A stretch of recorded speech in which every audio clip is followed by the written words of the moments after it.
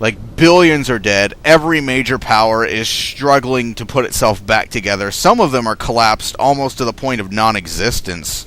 I remember the Klingon not the Klingon. The Klingons too, but the Romulans at the end of Star Trek Destiny are just fucking desperate. They are not even a shadow of their former selves. But yeah, the transphasic torpedoes, what I think they did is just they waited until the time period where they came from, and until then they just sort of sat on them because the Borg hadn't showed up. But they do actually get pulled into play in the expanded universe. It's one more reason why I like the expanded universe over, say, Star Trek Online story. Star Trek Online story is alright, but it takes getting used to. Especially since it does blatantly crib, a lot of its plot elements from the expanded universe. Your second question. I hope you keep posting via the Star Trek World, but hey, what about the Doomsday Machine? I hear it's in this game, right?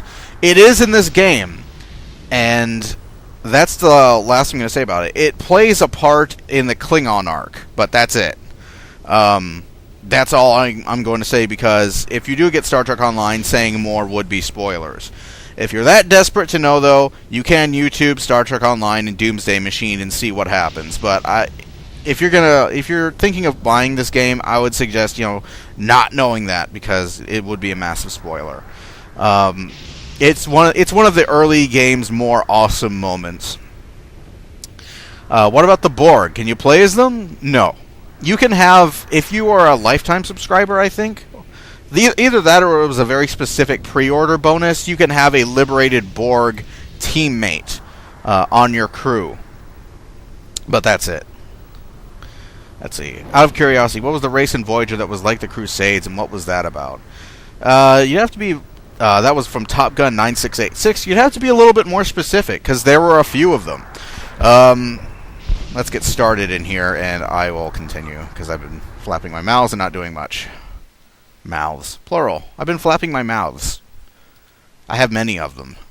I have many mouths. Loading. The fucking loading screens in this game, man.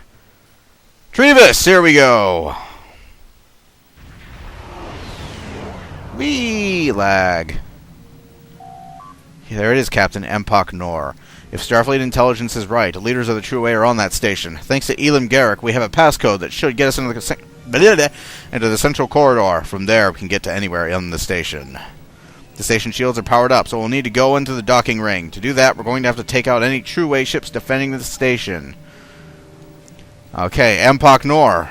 One of the cooler settings in Deep Space Nine, and one of the better episodes, actually. Itself also just dropped a reference to one of Deep Space Nine's more compelling characters, Elim Garrick.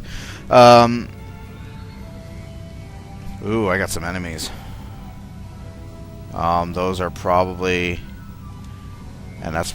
With my luck, that's probably a fucking Keldon. These attack ships, though, they're minus 10. They're just gonna go fucking down like nothing. Anyways... Top Gun 9686. What was the race in Voyager that was like the Crusades and stuff? You'd have to be a little bit more specific. There were a few species like that. The two that leap to mind... Oh, die already! You're 10 levels below me. Oh, they hit me with the can't do shit... I hate that can't do shit beam. Hate it. There were a few of them. The one that immediately springs to mind, though, is a group of Klingons that Voyager ran into in the last season that were looking for, basically the Klingon Messiah. Where the fuck did the Gaylor come from? Ah! Okay. Reverse shield polarity. Shit is on now.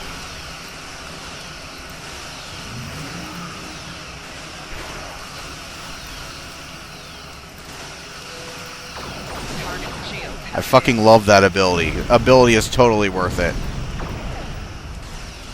It will save your ass.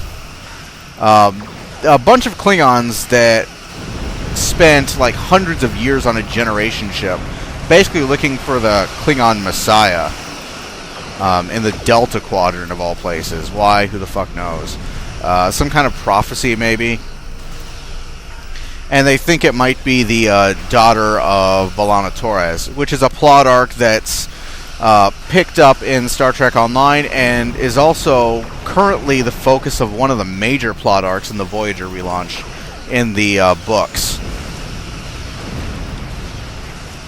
Star Trek Online actually explains how she's the Klingon savior, though. But again, I'm biased because I do prefer the expanded universe, and I was reading it for a long time before Online came out. So, again, it's a decent storyline, though. I have to give it that. It's a pretty cool... They explain how Moral is the Klingon savior in a pretty cool way in Star Trek Online. So I have to give it that. But that's what leaps immediately to mind, is a group of Klingons.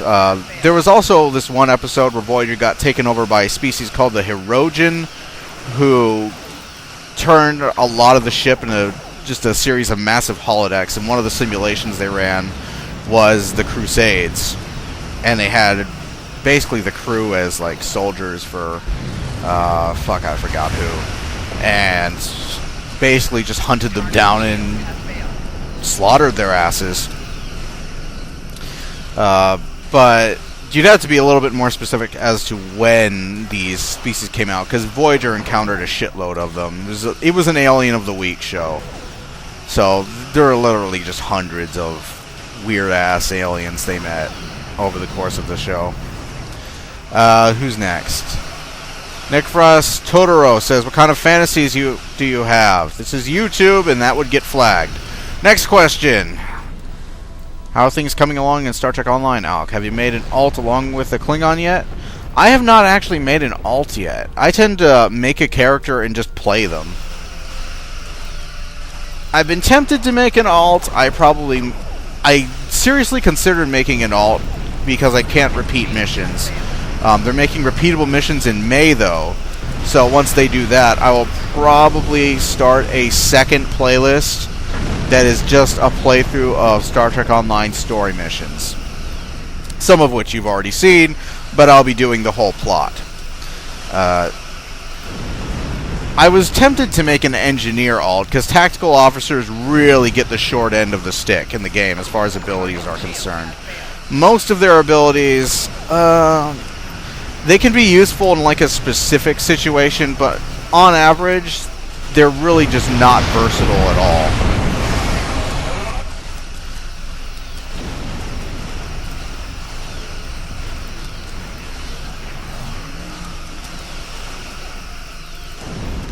Go down.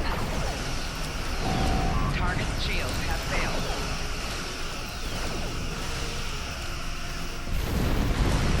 Ow, my fingers! 4 shields failing. Oh shit.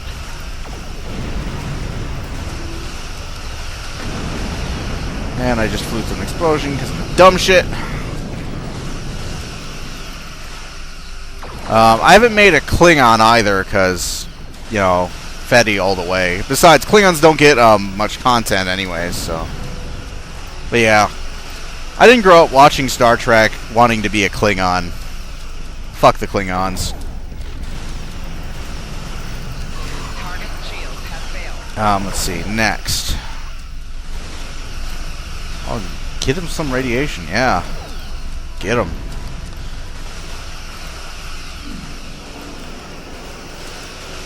Let's see, what else do I got? Ow, that hurt. Let's see. Trekkie question here. Have you read the Pocket Books Titan series? And if so, what do you think of it? Yeah, Star Trek Titan. A little bit, for those who don't know, at the end of Star Trek Nemesis, which, if you've been watching the Star Trek Online videos, you already know my feelings on that. Riker, the first officer, accepted a post on his own ship, which is called the Titan. Not now, Lima. Hang on. Let me answer this question. Which is a Luna class, which was designed by Scott, I'm not sure how to pronounce his name, Terenjo? Is that how you pronounce it? Who won a contest to design the ship for the book. Anyways, the series of books picks up pretty much actually right before the end of Nemesis. And deals with, the first book deals with Riker's negotiations with the Romulans that he mentions at the end of the movie, and it just jumps off from there. I like the novels, but they've gotten sort of formulaic. I haven't written Synthesis, though. I haven't managed to get my hands on Synthesis. I have written everything up to Over a Torrent Sea. And there's a real pattern in the books that you can pretty much recognize.